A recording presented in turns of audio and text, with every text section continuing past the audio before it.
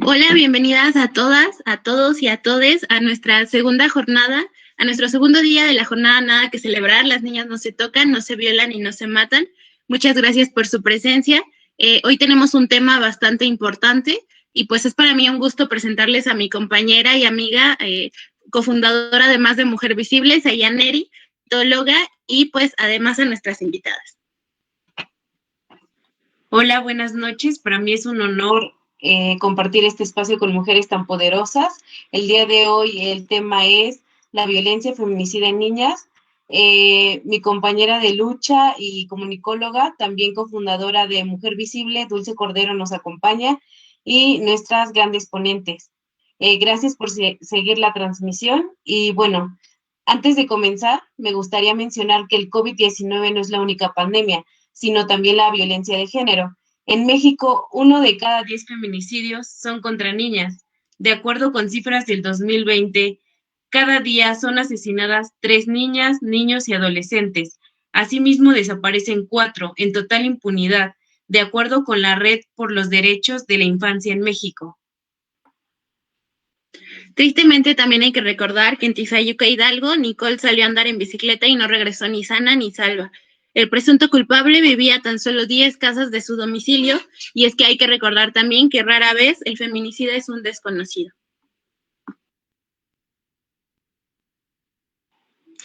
Una de nuestras invitadas es Sayuri Dioley Vázquez Freire, licenciada en Criminalística por la Universidad Tecnológica de Tulancingo, pasante por 6 meses en la Procuraduría General de Justicia del Estado de Hidalgo en el área de servicios periciales. Técnico superior en Seguridad Pública e Investigación Policial por el Instituto de Formación Profesional. Ha participado en el segundo Congreso Nacional de Criminalística y Disciplinas Auxiliares de la Administración de Justicia. Cuenta con capacitación en fotografía forense y en herramienta para la investigación criminal y prevención del delito. Ha realizado una investigación sobre fluidos corporales como indicios, técnicas orientativas para la identificación de fluidos corporales y su aplicación en criminalística. Activista en defensa de los derechos de la mujer y las niñas. Actualmente labora en la Agencia de Seguridad del Estado de Hidalgo. Bienvenida, Sayuri. Hola, Sayan, muchas gracias. Es un gusto estar aquí con ustedes. Muchas gracias a Yuri por acompañarnos, y pues les voy a presentar a nuestra siguiente invitada. Ella es Stephanie Mera Gómez, es pasante de la licenciatura en Criminología, laboró 2 años en el DIF estatal y 2 años más en Gobierno del Estado de Hidalgo. Actualmente labora en la Secretaría de Educación Pública y ha participado en cursos impartidos por la Comisión Nacional de Derechos Humanos, como acoso escolar, violencia escolar en la escuela, derechos humanos y género, derechos humanos y violencia. Igualmente en un curso por parte del DIF estatal en tanatología. Además, es madre de un niño de 8 años. Stephanie, muchísimas gracias por acompañarnos y por compartir con nosotras este espacio. No, al contrario, muchas gracias a ustedes por dejarme compartir y tomar este espacio con todas y todos ustedes.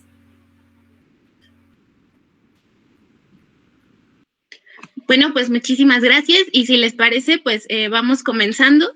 No sé si te gustaría comenzar a ti, Sayuri. Vamos poniendo la presentación y pues recordarle a quienes nos están viendo que si tienen alguna duda, algún comentario o pregunta, pues pueden dejarla en la sección de comentarios de la transmisión y tendremos un espacio para leerlos. Sí, adelante.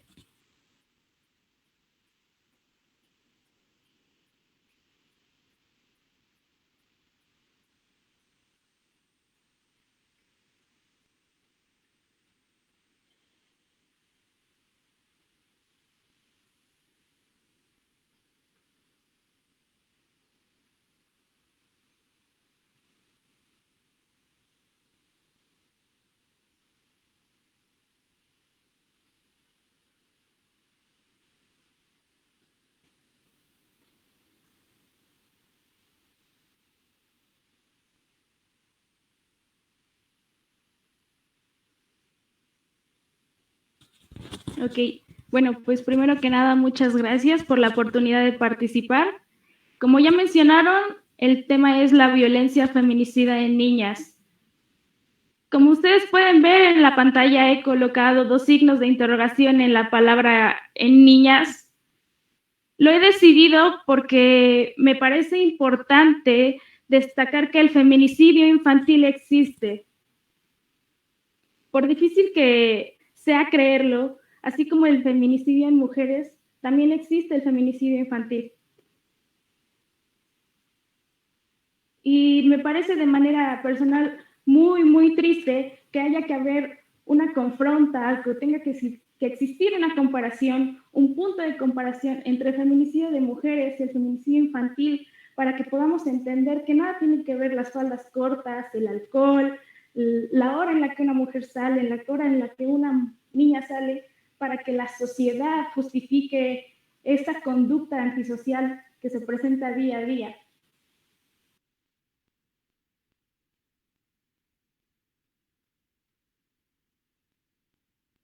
Sayuri, ¿tienes tu micrófono apagado? Disculpa, ¿no? Comienzo de nuevo.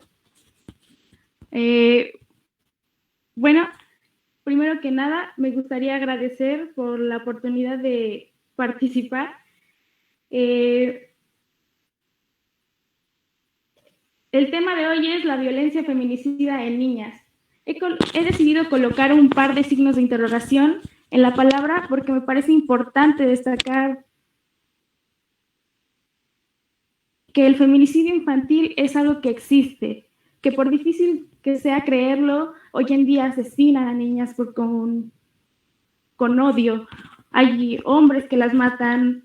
Entonces, yo creo que suena difícil, creo que suena también utópico el creer que algún día se puede erradicar la violencia, pero de manera personal también me parece muy, muy triste que haya que haber una confronta, una comparación entre los feminicidios de mujeres y los feminicidios de niñas para que lleguemos a entender que no tiene nada que ver las faldas cortas, no tiene nada que ver el alcohol, la hora en que una mujer sale, para que esta conducta antijurídica, que es el feminicidio, exista. En fin, hoy vamos a hablar de un tema que es bastante sensible, es desde mi punto de vista muy delicado, pero quiero que lo tratemos de una manera que no sea amarillista. Estamos acostumbrados a ver en las noticias todo el tiempo el feminicidio de una manera amarillista, la desaparición de niñas de una forma amarillista, y jamás nos informamos qué hay detrás de todo esto. Me encantaría, la verdad, que hoy aprendiéramos un poquito más acerca del tema, y así que vamos a tratarlo. Para ello vamos a empezar un poquito con lo que son los conceptos de, ¿no? Si pueden pasar a la siguiente diapositiva, por favor.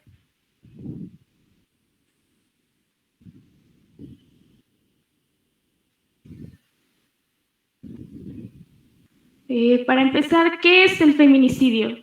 Vamos a partir del conocimiento base de que existen distintos tipos de violencia contra la mujer, ¿no? Tenemos la violencia sexual, violencia patrimonial, violencia emocional, etcétera. Hay un montón y un sinfín de tipos de violencia contra la mujer. Siendo el feminicidio una forma extrema de violencia de género, en donde el conjunto de conductas misóginas en un hombre son las causantes de la pérdida de la vida de una mujer. En este caso vamos a hablar de la pérdida de la vida de no cualquier persona, de una niña. La siguiente diapositiva, por favor. Feminicidio infantil. ¿Qué es el feminicidio infantil? Bueno, para mí es una realidad y se da o se considera así hasta un rango aproximadamente de 14 años. Existen controversias con la edad, la verdad, pero yo opino que es lo menos importante. La acción es lo que nos interesa. ¿Qué acción? Pues la de privar a una niña de su vida. ¿Quién realiza esta acción? Bueno, pues un hombre aprovechándose de una relación que existe que va a existir entre la niña y él. No vamos a hablar de una relación sentimental, vamos a hablar de una existencia de una relación de confianza en donde puede ser a lo mejor el amigo de los papás, un conocido, un vecino, etcétera. Vamos a hablar de una relación de parentesco donde se dan los casos en los que es el padre, es el padrastro, es el tío, y también estadísticas me mencionan que incluso entre familia o familiares es aún más alto el riesgo. También vamos a hablar de una relación de poder. ¿Por qué de una relación de poder? En estos casos, las niñas suelen ser vulnerables. Entonces, nos encontramos con el hecho de que el hombre, al ser mucho mayor que él, al ser un adulto, tiene mayor poder sobre ella, la vuelve vulnerable. Para eso vamos a ir a la siguiente diapositiva, por favor. Si le pueden dar clic otra vez.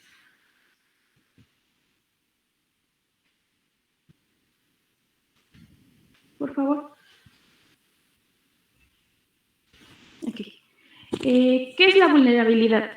La vulnerabilidad es un estado en el que un cierto grupo de personas, como lo que son las niñas, en este caso del que estamos hablando, no son capaces de hacerle frente o de resistir ciertas situaciones o tipo de peligros. En este contexto vamos a llamarlo la sociedad, los hombres, los feminicidas, etc. Entonces, existen dos factores que hacen a una niña vulnerable, y va a sonar triste, pero son doblemente vulnerables, y los dos factores son estos: el nacer mujer, que suena realmente lamentable, el tener que nacer mujer y que eso te haga vulnerable, y aún más el segundo, que es tener que ser niña y que eso te haga aún más vulnerable. ¿Por qué? Porque si nosotros como mujeres salimos a la calle, nos sentimos inseguras, nos sentimos precisamente eso, vulnerables a situaciones de acoso, de feminicidios, pues aún más una niña que aún no tiene todavía la fuerza o las capacidades para defenderse. Pero, ¿qué nos dicen las leyes sobre el feminicidio? ¿Qué hacen las leyes sobre esto? ¿Qué hay de todo este marco jurídico, no? Para eso, vamos a la siguiente, por favor.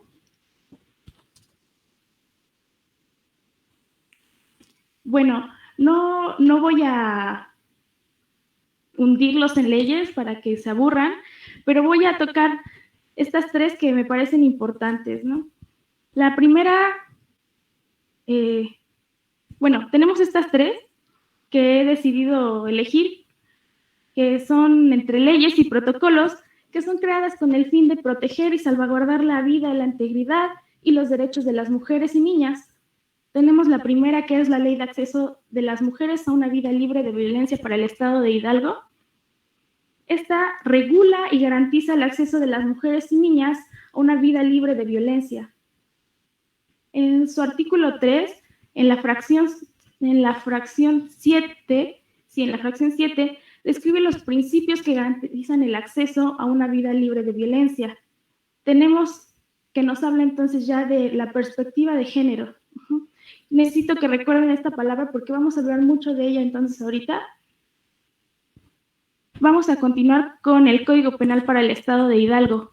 Quizá no es una ley como la anterior que les acabo de mencionar, que es exclusiva para las mujeres y para su protección, pero en su artículo 139 bis nos plasma la tipificación del delito de feminicidio, algo que a mí me parece realmente importante. ¿Por qué? Porque vamos a hablar de que hace aproximadamente 10 años todavía ni siquiera existía esa tipificación.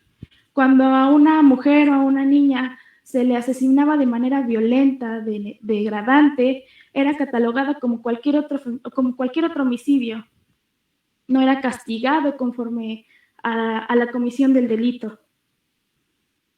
Entonces, aquí, como les digo, se nos tipifica en el Estado de Hidalgo la privación de una mujer por razones de género. Tenemos también el protocolo de investigación ministerial, policial y pericial con perspectiva de género para el delito de feminicidio. Volvemos a escuchar de nuevo la perspectiva de género, que como dijimos ya es un principio que garantiza los derechos de las mujeres y también de las niñas. El protocolo ya nos habla de las niñas, nos dice que este protocolo está creado para feminicidios y para feminicidios infantiles. Me parece importante porque ya nos habla del actuar de policía investigadora, de policía primer respondiente y de peritos, y cómo estos deberán actuar con una perspectiva de género. Como les decía, es algo que vamos a escuchar ahorita mucho, que se los voy a explicar, no se van a quedar con la duda. Okay. La siguiente diapositiva, por favor. Ok, perspectiva de género. ¿Qué es la perspectiva de género? Básicamente, la perspectiva de género es un análisis de los diferentes sistemas sociales y busca la igualdad la igualdad y la justicia entre cada uno de ellos. La igualdad y la justicia son cosas diferentes. Igualdad es darle a todos lo mismo. Justicia va a ser darle a cada quien lo que necesita. No necesita lo mismo un hombre que una mujer, y entonces eso será darle a una mujer lo que necesita y darle a un hombre lo que necesita. Serán justicia y no igualdad. Esto se va a hacer con el fin de evitar situaciones de violencia. ¿Qué es lo que se quiere, no? Que ya no haya violencia hacia las mujeres, hacia las niñas. La siguiente, por favor. ¿Cómo va a ser una investigación con perspectiva de género?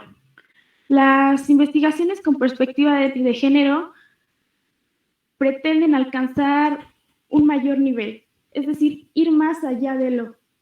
Estas investigaciones quieren tener un mayor alcance, mayores estándares. Sus protocolos son más estrictos que, no sé, un delito de robo, un delito de homicidio, precisamente porque existe una violencia contra la mujer, porque existe ese odio contra la misma, contra las niñas, contra la mujer. ¿Por qué? Por el simple hecho de que son mujeres, por el simple hecho de que son niñas. Esta investigación se realiza con el fin de obtener mejores resultados, que sean más eficaces y que sean más rápidos. La siguiente, por favor. Ok. Diapositivas atrás. Les comentaba sobre el artículo 139 bis del Código Penal del Estado de Hidalgo, el cual, además de hablarnos de la tipificación del delito de feminicidio, nos explica que va a ser por razones de género. Pero, ¿qué son las razones de género? ¿O cuándo vamos a estar en presencia de razones de género? ¿Cómo nos vamos a dar cuenta? Bueno, tenemos las siguientes 7 situaciones o circunstancias, y aquí mismo el código nos dice que es cualquiera de las siguientes. Entonces tenemos la primera, que es que la víctima presente signos de violencia de tipo sexual. No importa si es equiparada, si es de cualquier otra, con que presente signos de violencia sexual y haya existido la pérdida de la vida, se está tratando de un feminicidio. La segunda es que se le hayan infligido lesiones degradantes o mutilaciones, ya sea antes o después de que haya perdido la vida. Que existan datos que establezcan que se han cometido con anterioridad amenazas, hostigamiento, aprovechamiento sexual, violencia, lesiones, etc. Es por eso importante que si como mujer, como niña, o como mujer escuchas a una niña que te dice que está siendo violentada y que la apoyes para que denuncie. Si tú como mujer eres violentada, bueno, denuncia, porque estos son antecedentes, esto te va a ayudar. ¿A qué? Pues como prevención. Tenemos la siguiente, por favor.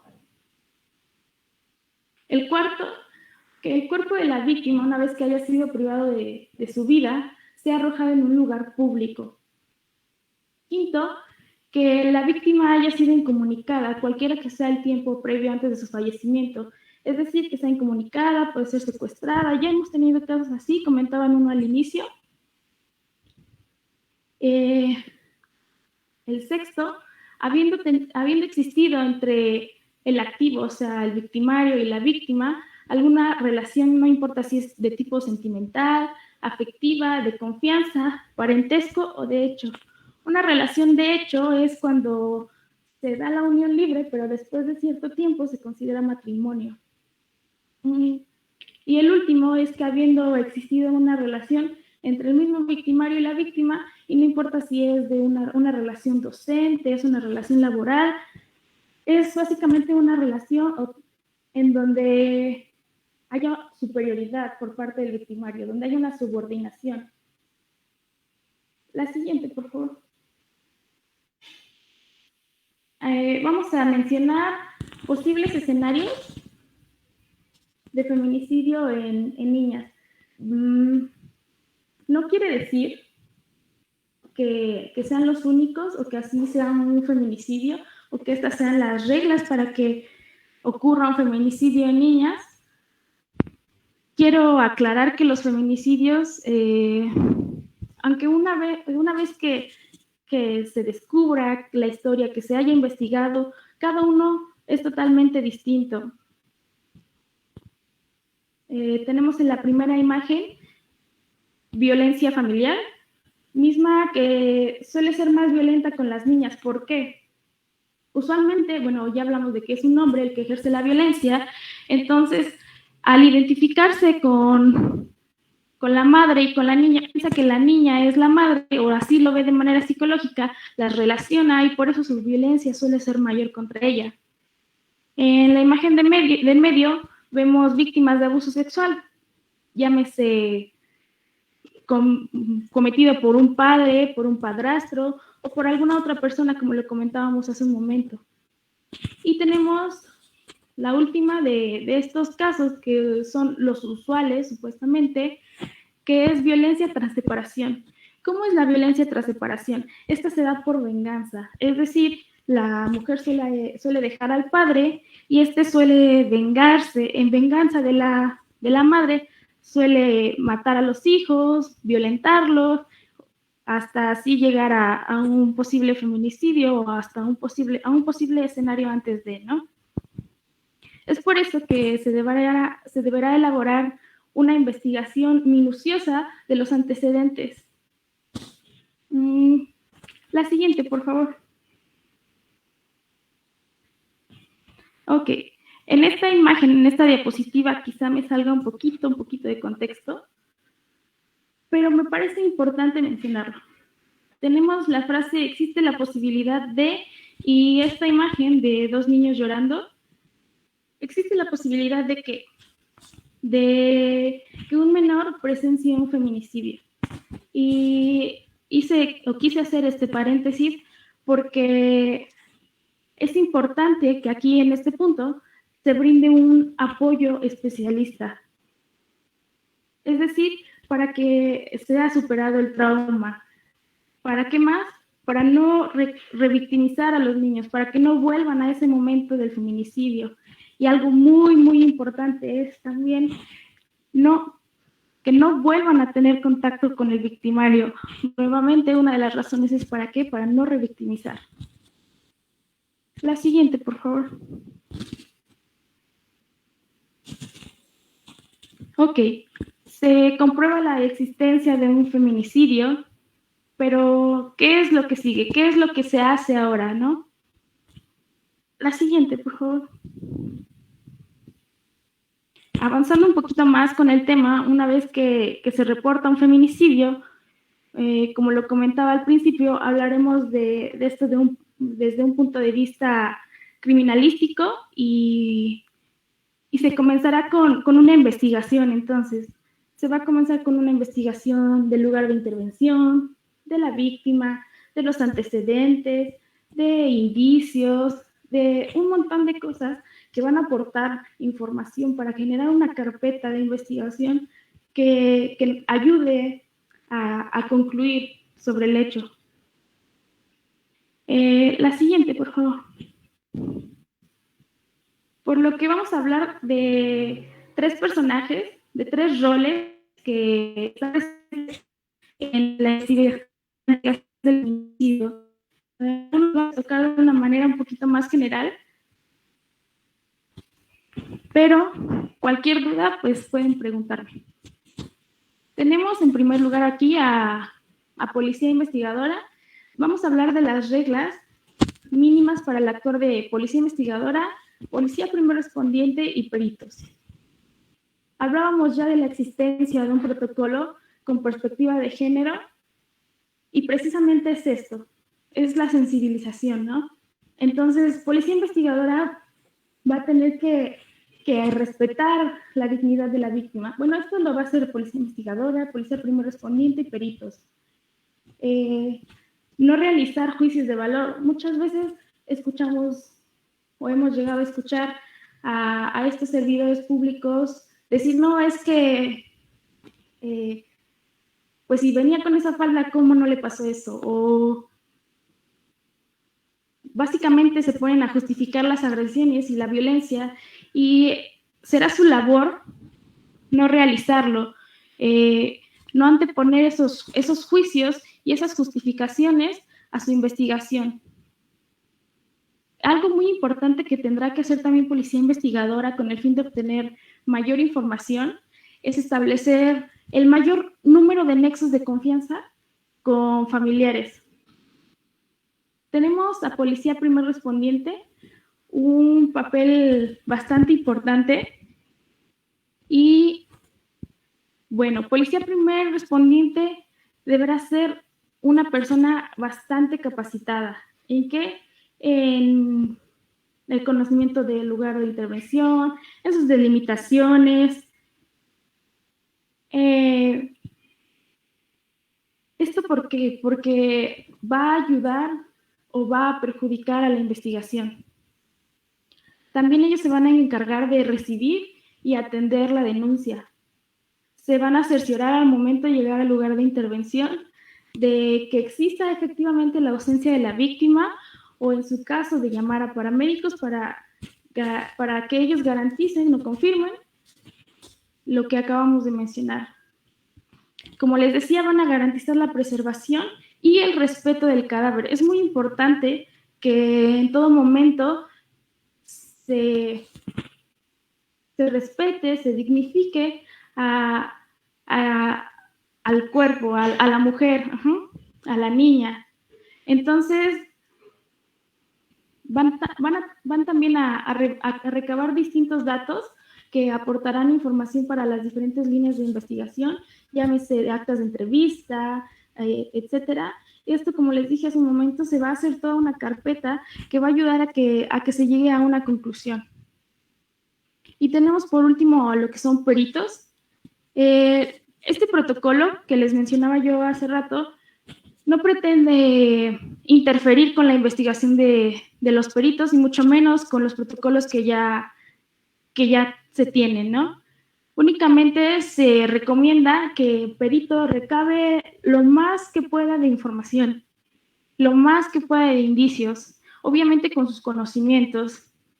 En todo momento se le recomienda al perito evitar la violación a los derechos humanos. El perito va a ser una persona que va a tener mucho contacto con la escena, con el lugar de intervención, con el cuerpo de la víctima. Entonces tiene que dignificar aún más al cuerpo de la niña, de la mujer. Y todo esto que va a hacer, lo va a realizar y va a evaluar todo de una manera técnica, lo va a hacer de una manera científica y lo va a fundamentar de la misma forma. La que sigue, por favor. Ok, hablábamos de primer respondiente. ¿Quién es el primer respondiente? El primer respondiente es el personal que pertenece a una institución de seguridad pública y que interviene primero, que llámese, llega primero a un hecho probablemente constitutivo de delito. Primer respondiente tiene las capacidades o debe tener las capacidades para, como decíamos hace rato, preservar, priorizar el lugar de intervención. El siguiente, por favor. Por lo que lo vuelve realmente importante. Porque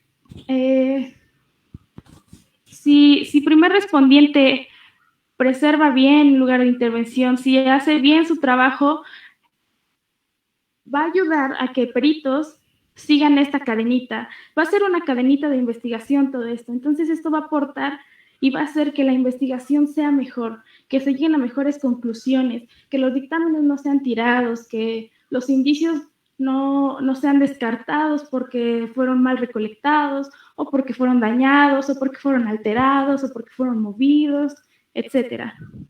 La siguiente, por favor. ¿Le puedes dar clic otra vez, por favor?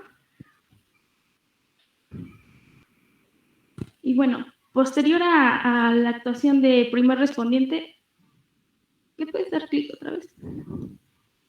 Tenemos la actuación del perito criminalista. Pero, ¿qué es la criminalística? La criminalística es una disciplina o ciencia, hay un debate entre ellos, pero que siempre va a aplicar métodos y técnicas de las ciencias naturales, métodos científicos, para el examen del análisis, o el examen y el análisis del material sensible y significativo. ¿Qué es esto? Indicios. Estos indicios que están relacionados con un hecho posiblemente delictivo. La criminalística auxilia a los órganos encargados de administrar justicia a determinar la existencia de un hecho, a determinar la participación de uno o de varios sujetos en el mismo hecho, etc. La siguiente, por favor. Ok. ¿Qué va a hacer el criminalista? A grandes rasgos, lo que el criminalista va a hacer es un procesamiento. Un procesamiento del lugar de intervención, así se llama. Va a comenzar con su observación. Va a observar, o supuestamente cuando el criminalista arriba al lugar de intervención, su lugar ya debe estar acordonado, delimitado, asegurado, o llámese como se llame, a lo mejor utilizando una cinta de acordonar, a lo mejor utilizando algún otro medio que tuviera primer respondiente, que con el fin de garantizar que esos indicios prevalezcan tal y como se dejaron. Entonces, el perito va a observar si esta delimitación está correcta, si necesita ampliar, si necesita reducir, si necesita que la gente se haga más hacia atrás, y va a identificar. Como les digo, esto es a grandes rasgos.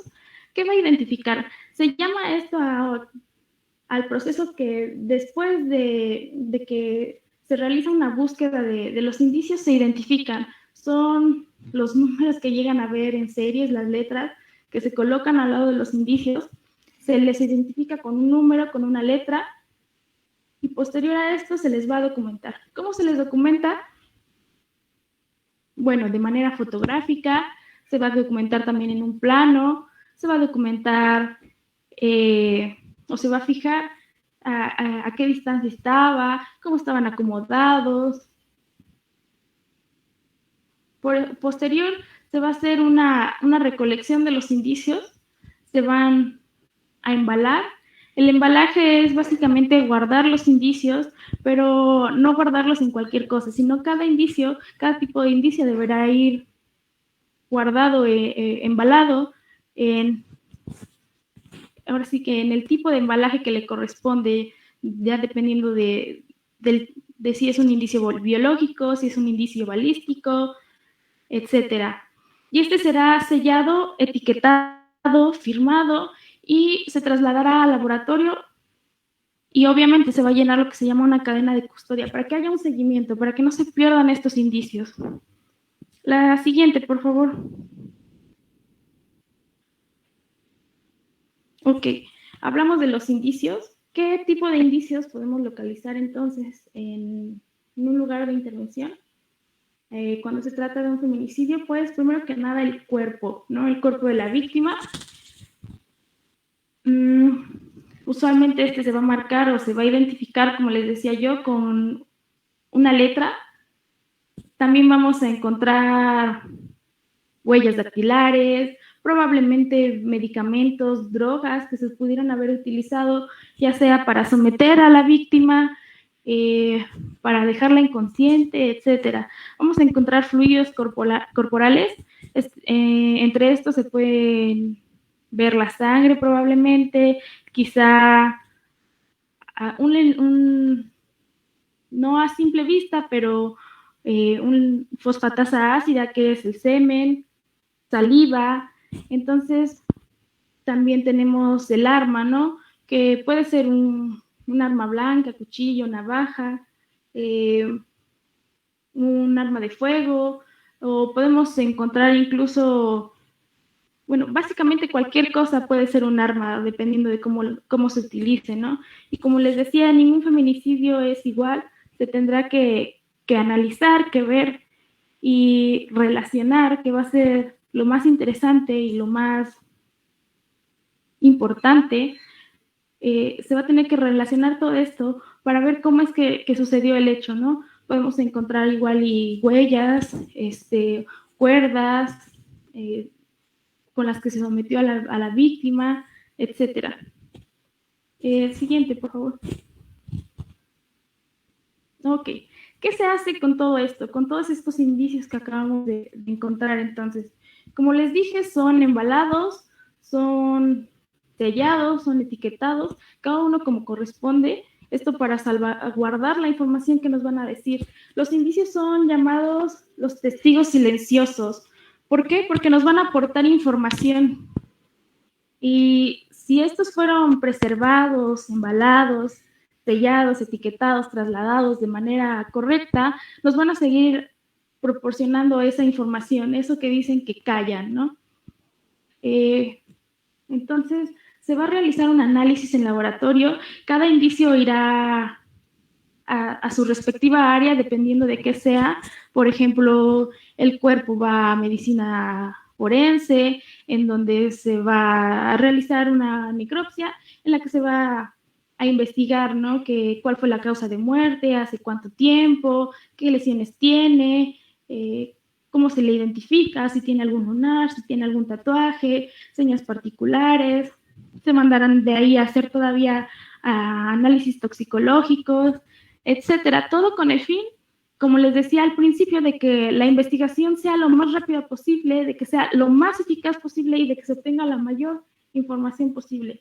Les mencionaba yo en un principio que esta investigación con perspectiva de género es un protocolo en el que precisamente se quiere eso, ¿no? Se quiere esa rapidez, se quiere un mayor alcance, se quiere llegar a más. La siguiente, por favor. Ok, ¿qué se hace ya que se tienen todos estos dictámenes? Porque cada laboratorio va a emitir un dictamen, va a emitir una opinión técnico-científica de sus indicios, de lo que vio, de lo que opina, ¿no? Entonces, ¿qué va a hacer el perito criminalista?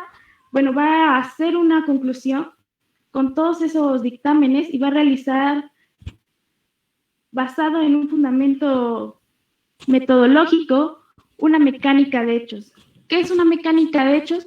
Básicamente es una reconstrucción de lo que pasó y nos va a responder 7 preguntas.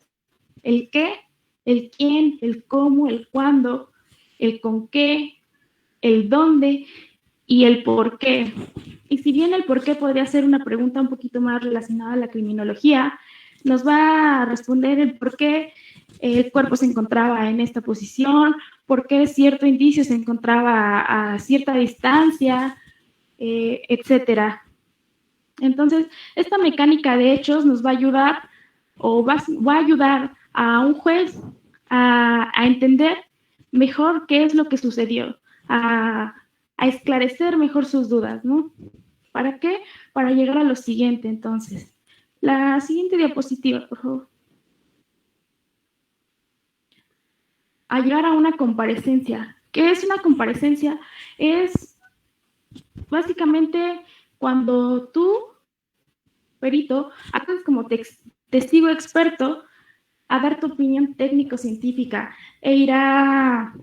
y no solo irán peritos, irá policía investigador, policía primer respondiente, irá también perito medicina forense, el químico, el de genética, el de crimi, etcétera. Todos estos van a comparecer, como su nombre lo dice, van a hablar sobre su opinión, van a tratar de defender su dictamen y lo que se va a hacer aquí es explicarle al juez qué es lo que nosotros, como técnicos como científicos, hemos logrado ver en el lugar de intervención qué es lo que sucedió. Entonces se va a hacer de forma clara. Es aquí donde yo les decía que se va a ver si el papel de primer respondiente, ¿no?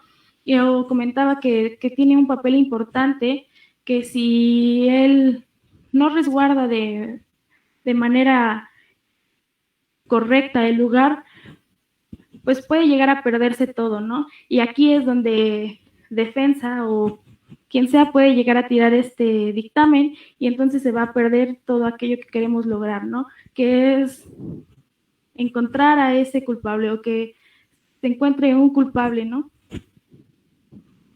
La siguiente diapositiva, por favor.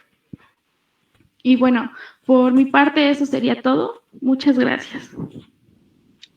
Muchísimas gracias, Ayuri. Es muy importante esto que mencionas del protocolo con perspectiva de género. Es para actuar con mayor rapidez, alcance, eficacia, eficiencia.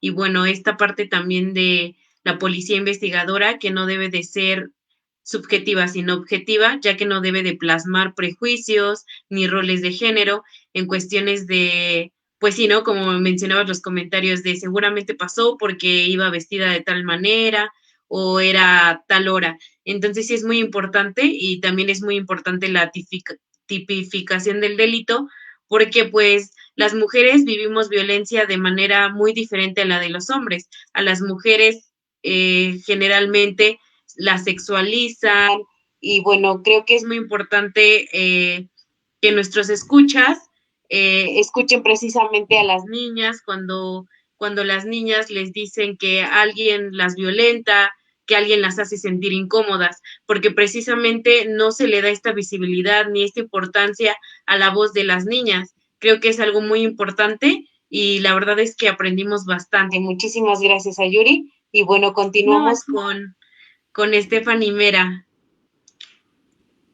Gracias.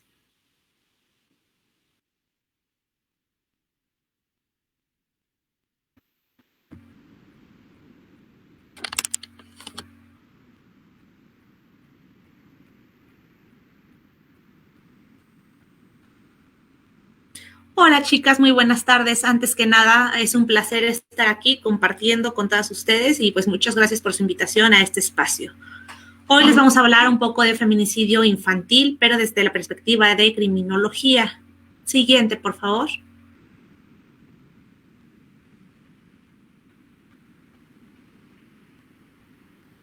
Muy bien, el fenómeno del feminicidio infantil no debemos verlo como algo aislado de otras expresiones de violencia de género en contra de las mujeres.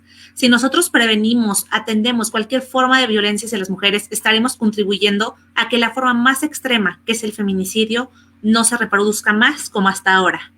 Siguiente, por favor. Bien, el feminicidio infantil es el asesinato de una niña hasta los 14 años de edad, cometido por un hombre en el contexto de una relación de confianza, responsabilidad o poder que le otorga su situación adulta sobre la minoría de edad de la niña, además del estado de indefensión, desprotección o incapacidad que imposibilite su defensa. Siguiente, por favor. Muy bien, así como mencionaban la compañera, la mayoría de los feminicidios infantiles son cometidos por personas del círculo social más próximo a las niñas. Suena horrible decirlo, pero pueden ser padres, hermanos, primos, tíos, abuelos, el vecino, el maestro. Las niñas están totalmente expuestas. Siguiente, por favor. ¿De qué consta el feminicidio infantil? Muy bien, pues que la víctima presente signos de violencia de cualquier tipo, que se le hayan infligido lesiones o mutilaciones infamantes o degradantes antes o posterior de la privación de la vida, actos de necrofilia, que existan antecedentes o datos de cualquier tipo de violencia en el ámbito familiar o escolar del sujeto activo en contra de la víctima, haya sido entre el activo y la víctima una relación sentimental, afectiva o de confianza.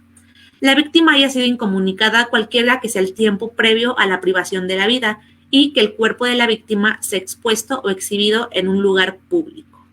Pues ya que esto los hace sentir con poder sobre nosotras, que es efectivamente lo que quieren demostrar. Siguiente, por favor. El feminicidio no surge solo, es decir, hay distintos contextos y factores que producen esta violencia y el feminicidio es la expresión más extrema de las formas de violencia que hay contra las mujeres y hoy en día contra las niñas que están sufriendo este tipo de violencia específica precisamente por la desprotección que se tiene. Siguiente, por favor. La violencia también está presente cuando se les dice a las niñas que se tienen que dar a respetar porque son unas mujercitas, cuando debemos ser respetadas por el simple hecho de ser personas, cuando en la escuela se nos pide llevar falda sin opción a pantalón, porque las niñas no usan pantalón, cuando las niñas tienen que atender a su hermano o a los hombres de la familia, porque las niñas estamos para servir, cuando se les dice que no usen determinada ropa porque el hermano, tío, abuelo, primo, padrino están en casa, cuando se supone que deberían ser figuras de confianza y de protección, no de que las miren con morbo o dando pie a otras situaciones, cuando se les obliga a besar o abrazar a X persona, cuando se les deja con desconocidos, cuando se les hipersexualiza, pues ya ni siquiera con un uniforme pueden estar tranquilas. Cuando no llamamos a los órganos sexuales por su nombre, ya que muchas veces los niños, las niñas no te pueden expresar lo que están viviendo porque no saben el nombre correcto de los órganos sexuales. Cuando le decimos que si a un niño le pega o te molesta es porque te quiere, cuando pues no tendríamos por qué tener ese chip de que desde que somos tan pequeñas. Siguiente, por favor. Desde la infancia se nos inculcan situaciones que no están bien, que no deberían de ser de esa manera. Se nos enseña que estamos para servir, para complacer, para hacer caso, para tener un marido y muchos hijos. Y a los niños, por el contrario, se les enseña que tienen el poder sobre nosotras y hacen que vean a las niñas como objeto, que si ellas no se dan a respetar, ellos no tienen por qué hacerlo, o que si una niña no viste de forma recatada es porque está incitando o dando pie a otras situaciones de índole sexual y que las niñas estamos para saciar sus deseos. La siguiente, por favor.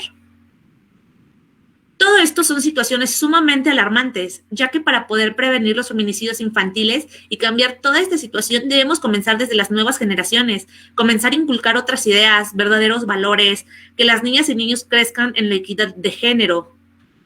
Siguiente, por favor.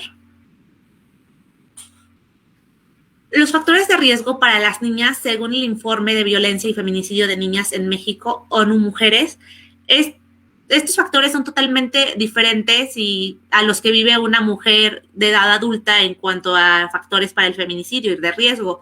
En las niñas, los más comunes son el analfabetismo, la ausencia de registro de nacimiento, que todavía es muy común en colonias altas, en barrios que nacen las niñas y no se les registra, y esto da pie a que las puedan desaparecer o que les puedan pasar cosas horribles. La deserción escolar, el matrimonio infantil, el embarazo infantil, la condición indígena, que ha sido una de las que más se han invisibilizado. Casi a los feminicidios de niñas indígenas no se les da mucho valor, no se les da difusión, es como si no existieran cuando es un problema real. La pobreza, el trabajo infantil, el abandono y la violencia intrafamiliar. Siguiente, por favor. En términos de políticas públicas, lo primero que se debe de hacer es visibilizar a la niñez, considerar que las niñas se encuentran en una situación de mayor riesgo, ya que están siendo víctimas de formas específicas de violencia por la misma vulnerabilidad en la que se encuentran. La siguiente, por favor.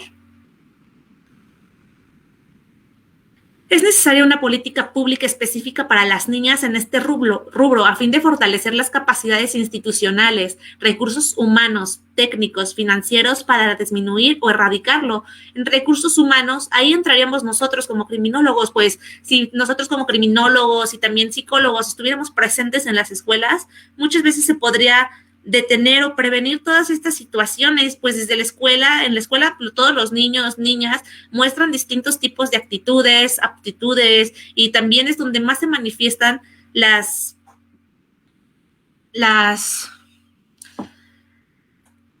formas de violencia que un niño puede tener hacia una niña y se pueden corregir y estamos muy a tiempo para corregirlos, porque hoy en día, o sea, todo se quiere castigar, o sea, con penas muy punitivas que realmente no sirven de nada, pues a fin de cuentas van a salir y van a volver a hacer exactamente lo mismo porque no hay una reinserción dentro de nuestro sistema penitenciario. Para solucionar este problema de raíz sería inculcarle cosas nuevas a las nuevas generaciones y desde muy pequeños, hablar con ellos, tener un mejor sistema de salud mental más que otra cosa. Muchos de los feminicidas han sido víctimas de infancias horribles, traumas, violencia intrafamiliar, y porque no se les da la atención adecuada terminan haciendo cosas de este índole.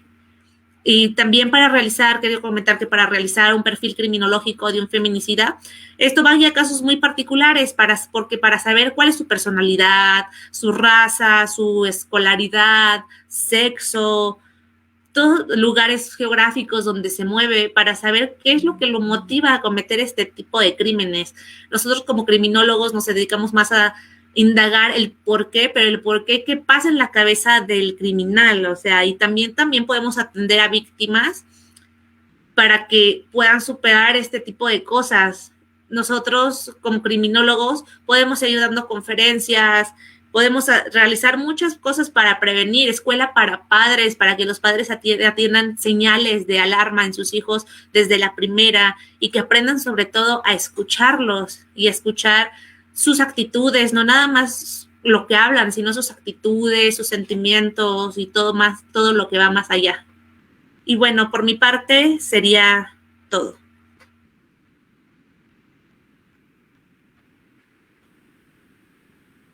Muchísimas gracias, Fanny. Estuvo excelente la exposición. La verdad es que tengo muchas dudas. Ya te había comentado una pregunta que es la del perfil criminológico de un feminicida. Antes de comenzar con las otras, me gustaría que me contestaras esa súper rápido, por favor. El perfil criminológico de un feminicida, como antes comentaba, es como muy específico, porque ahí ya nos basamos en su raza, edad, sexo, escolaridad, qué tipo de situaciones ha vivido en su vida.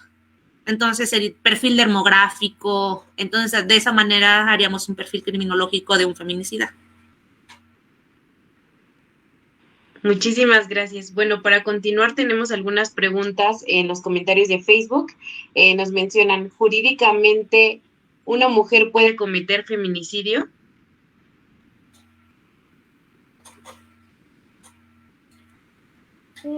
Es una pregunta interesante. Y la verdad es un poco controversial, ¿no? La ley nos dice que este delito es por razones de género, es básicamente por odio a la mujer, pero este odio por el hecho de ser mujer, no por otra situación.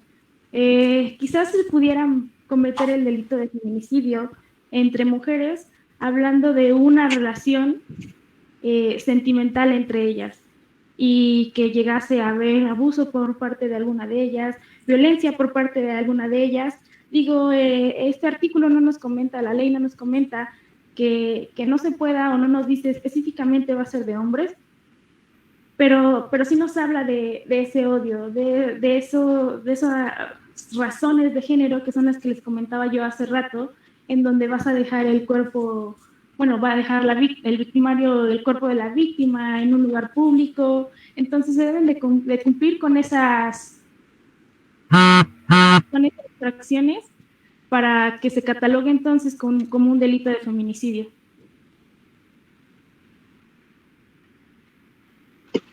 Muchas gracias a ambas. La verdad es que pues fueron charlas muy interesantes. Yo anoté un montón de cosas y también tengo bastantes preguntas, pero me gustaría que continuáramos con otra muy interesante de Facebook.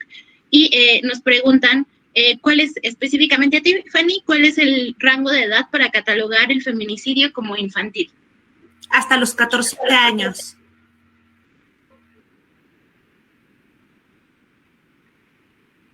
Ok, entonces hablamos que es desde 0 meses hasta 14 años. Así es. Ok, gracias. Tenemos otra aquí de Facebook, es cuando alguien sale libre, aunque se le haya sorprendido en flagrancia, ¿es culpa del primer respondiente? Este es muy interesante. Sí, es interesante. Yo creo o yo opino que hay muchos factores para analizar en esa pregunta, ¿no? o en esa situación. Les decía yo que cada feminicidio va a ser diferente, aunque ya sea catalogado como tal. Entonces, hay muchas personas involucradas, va a estar primer respondiente, va a estar Ministerio Público, va a estar la defensa. Si del lado de gobierno, así se puede decir, que están los peritos, que está Ministerio Público, que está primer respondiente, que está investigadora, existe una falla y teniendo en cuenta el número excedente de carpetas que tienen, es probable que exista, que haya esa falla, pero no quiere decir que vaya a ser culpa del primer respondiente, no quiere decir que vaya a ser culpa de alguien. Puede ser la carga de trabajo para todas estas personas, para estos personajes de los que hablábamos anteriormente, o también la buena defensa que tenga la contraparte, ¿no? Qué interesante, justamente como el que nos acerquen a estos temas, que pues a lo mejor no estamos tan familiarizados por no pertenecer pues a estas profesiones, ¿no? Entonces, pues también justo, o sea, Yuri decías al principio que pues tratarlo de una manera no amarillista, ¿no? Siempre desde el respeto y pues desde este conocimiento que ustedes nos acercan. Y hablando de esto, Stephanie, mencionabas mucho de la prevención, ¿no? Justo de cómo estas medidas punitivas pues realmente no están resolviendo nada. Entonces, me parece muy, muy interesante como justo el prevenir el hecho antes de que suceda, ¿no? O sea, no esperanzarnos, digamos, a estas medidas que, como decía Yuri, ¿no? Simplemente por errores o por una buena defensa puede ser que no sean, pues sí, castigadas de la forma y realmente no hay una reinserción social, ¿no? Y tenemos otra pregunta en Facebook que nos dice que si una niña puede hacer una denuncia o tiene que ser forzosamente de una persona mayor.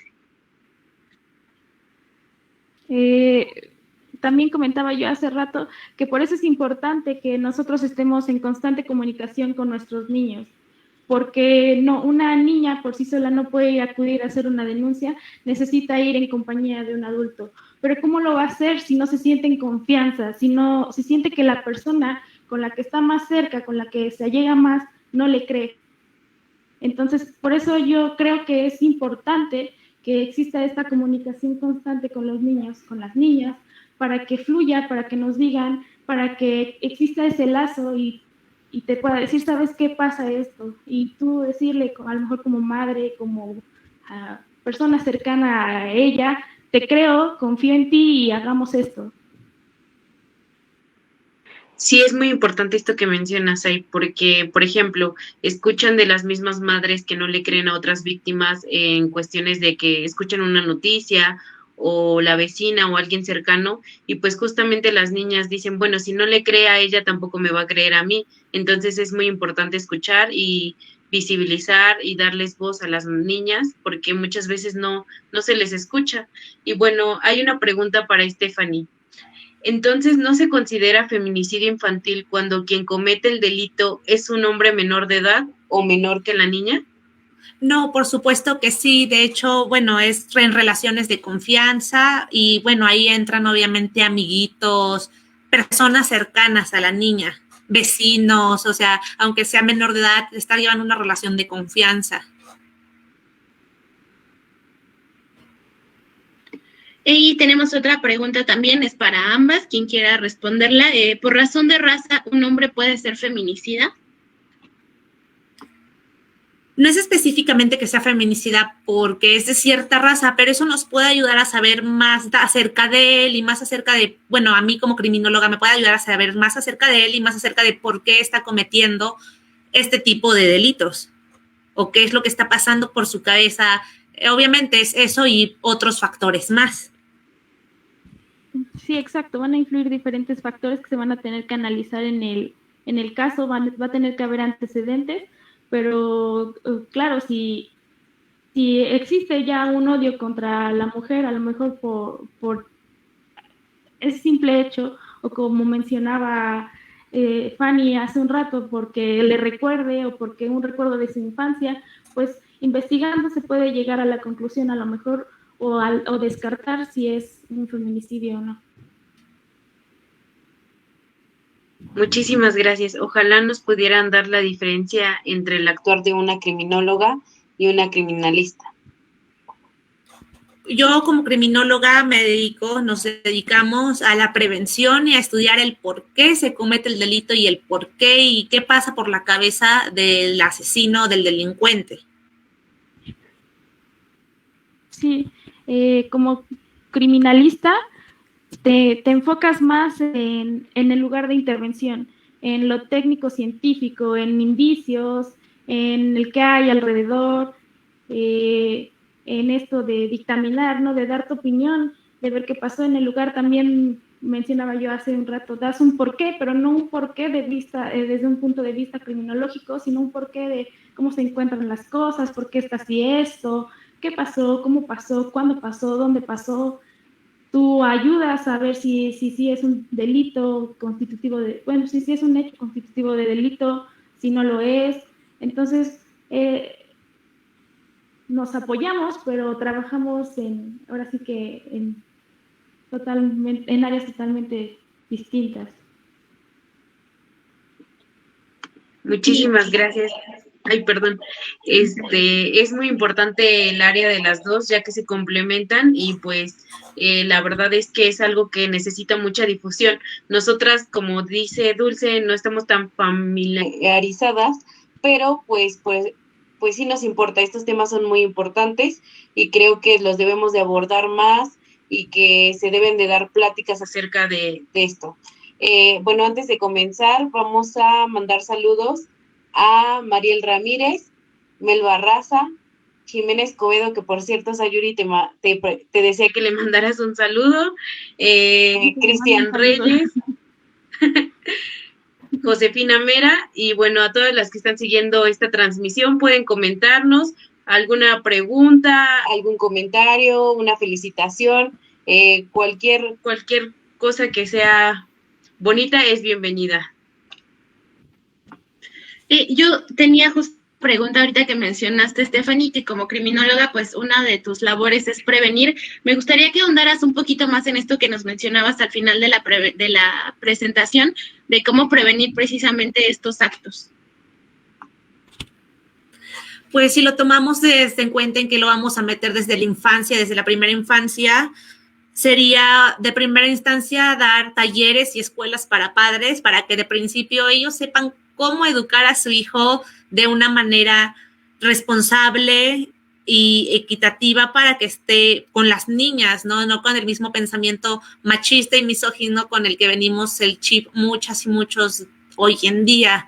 Ahí sería el principio. Lo segundo sería incluir a criminólogos y psicólogos dentro de las escuelas, porque ahí podemos ver a temprana edad los comportamientos que tienen y frenarlos si es que tiene algún comportamiento de algún tipo antisocial, algún niño, alguna niña. Entonces, bueno, yo creo que esos serían los primeros dos enfoques y lo que sería para combatirlo de raíz.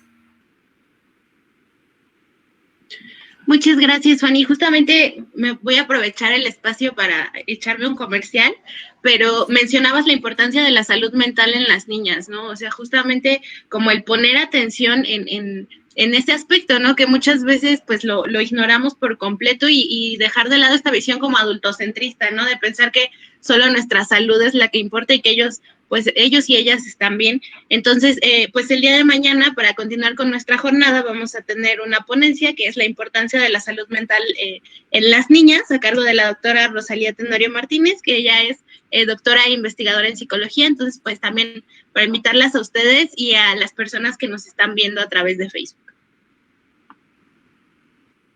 Sí, muchísimas gracias por estar aquí el día de hoy y compartirnos sus conocimientos.